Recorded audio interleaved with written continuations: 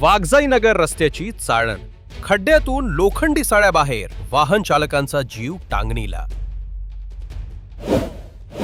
चाकण तळेगाव महामार्ग आणि चाकण आंबेठाण जिल्हा रस्त्याला जोडणाऱ्या वाघजाईनगर रस्त्याची सध्या अक्षरशः चाळण झालीय.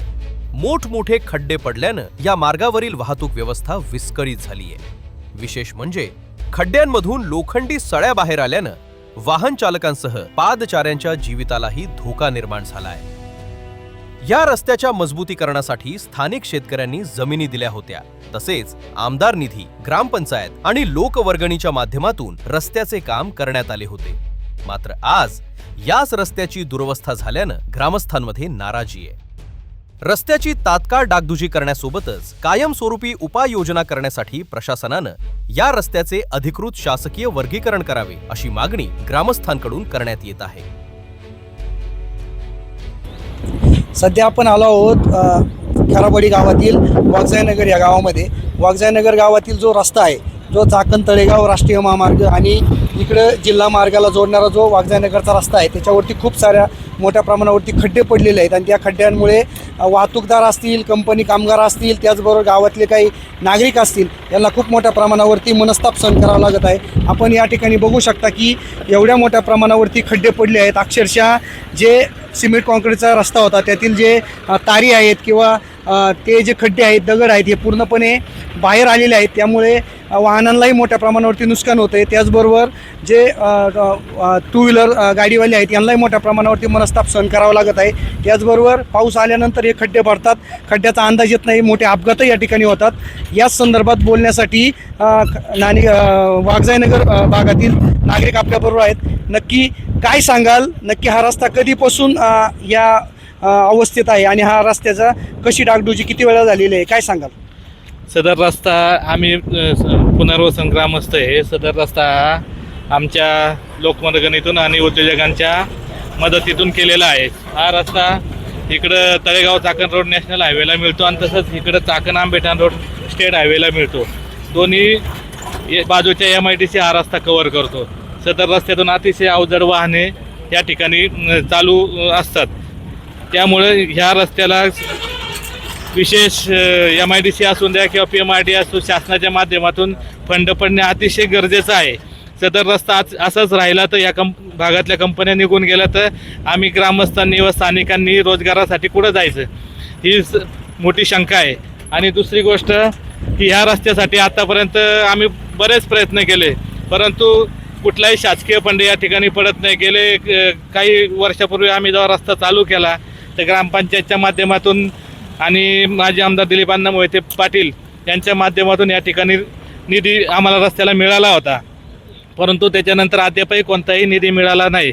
सदर रस्ता आता चालू असलेले सर्व चाकण पंचक्रोशीतील आंदोलन पाहता सगळीकडं शासन रस्त्याचं काम हाती घेतण्याचं आम्हाला दिसतंय, परंतु ह्या रस्त्याला कोणी वाली आहे का नाही, की हा रस्ता जर आम्ही पुनर्वसन म्हणून आम्ही स्वइच्छेने जागा सोडून जर इतर रस्त्यासाठी जागा दिलीत तर शासनाने ह्या रस्त्यासाठी फंड टाकायला काय हरकत आहे, अशी आमची ग्रामस्थांची विनंती आहे. आणि जर लवकरात लवकर जर या रस्त्याला काही फंड किंवा शासनाने कुठल्या ना कुठल्या खात्याकडे वर्ग नाही केला तर आम्ही खूप मोठं ग्रामस्थांच्या वतीने आंदोलन करणार आहेत.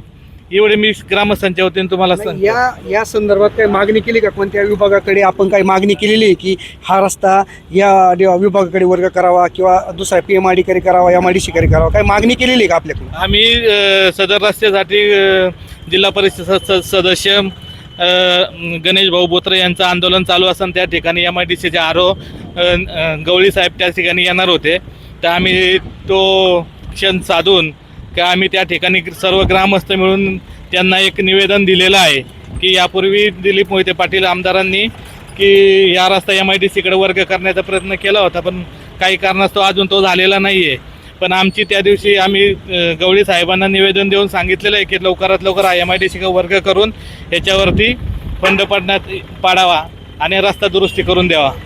आपण बघू शकता या ठिकाणी अनेक वेळा ग्रामस्थांच्या माध्यमातून मागणी झालेली आहे की हा रस्ता MIDC कडे वर्ग करावा, पण त्याच्यावरती कोणत्या प्रकारची कार्यवाही झाली नाही. नक्की या रस्त्याला अडचणी काय येतात, पाऊस असल्यानंतर अडचणी येतात, काही अपघातही होतात असं कळतंय. नक्की काय मागणी आपली?